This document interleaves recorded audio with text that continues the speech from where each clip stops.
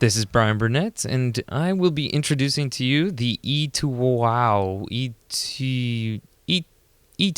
E2 is how you say it. S2 booster electric scooter. The idea is simple. It's a front-wheel drive electric scooter for assaulting the urban environment or making it to your next class across campus in a hurry. Getting down to business, the list price for the E2 is $1,200 and with a 280 watts LiPo battery has a range of 21 miles. Powering the scooter is a brushless DC electric 500 watt motor with a torque output of 15 newton meters. What does that equate to? Me being able to reach the top speed of 19 miles per hour with a 165 pound frame fairly quickly. The added benefit is the sweet front wheel burnouts, and everyone loves the smell of burnt scooter rubber. Well, maybe not everybody. In terms of handling, the S2 is pretty agile. Minor pavement bumps and dips are handled well with the front and rear suspension, making traversing sidewalks a pleasant experience. It's not until you hit rough asphalt or a small pothole that the suspension starts to suffer. Petaluma is pretty well known for its crummy roads, so it wasn't too difficult to find one near the Twit studio. The S2 is capable of climbing a hill close to 25 degrees, but at that slope, it'll do it at 10 miles per hour, and it definitely struggles. As for attacking hills with any of a steeper incline, it just gets kind of sad. After a long day of attacking hills and potholes, it took a little less than 2 hours to reach a full charge. Packing up the S2 is quick and similar to most scooters. The handles fold in, and there's a release lever at the bottom, a hinge that allows for the compact form. I wouldn't want to carry the S2 for a long trip because the weight is around 24 pounds, which isn't too bad, and you can drag it from the front wheel behind you. As far as the overall quality of the hardware, everything seems really nice. From the paint to the fit and finish, it seems really well put together.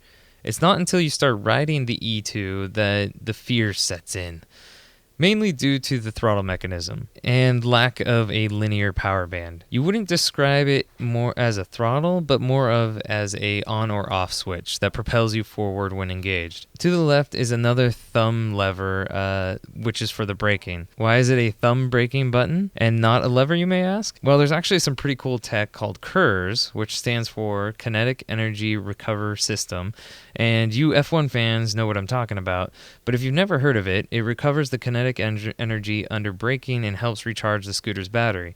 The major flaw with this system on this scooter is the braking can be very jarring, giving you a sense that you're going to go over the handlebars, which is not fun.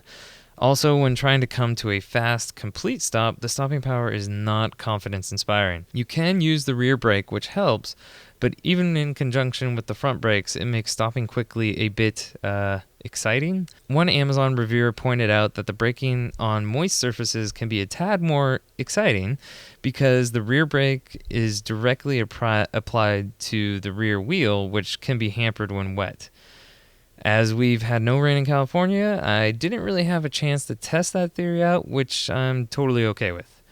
Coming down from a steep hill using both brakes was fun, but of course I like living on the edge. My biggest complaint is that the bars wiggle back and forth while riding. When trying to use the throttle, it makes for a very choppy ride. It's most notable at slow speeds when trying to perform maneuvers around a crowded sidewalk or trying to run over your co-host. The LCD at the top of the bars is backlit and is easy to read at a glance. It shows you your miles per hour, odometer, and battery life. The front LED light is nice to have, but it isn't going to light your way at night, and it's much better used to give your coworkers light for making that cocktail. Thank you, Anthony. Finally, the horn button is a nice bonus, but it does sound more like a fire alarm. Time for pros and cons.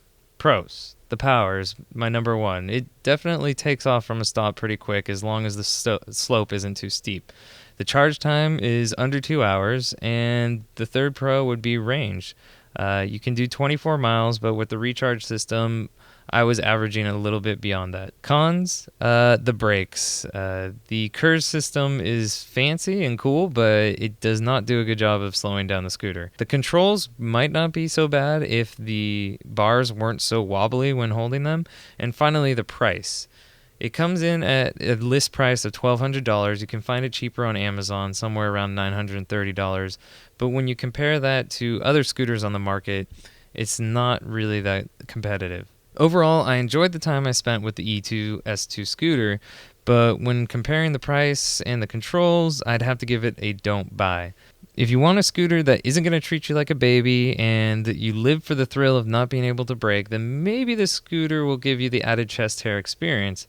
But if you're looking for something more sporty, safe, and easier to control, take a look at the rear-wheel drive EcoReco M5 or M3, which are pretty close in price. This has been my review of the E-TWOW S2 booster scooter. Thanks for watching.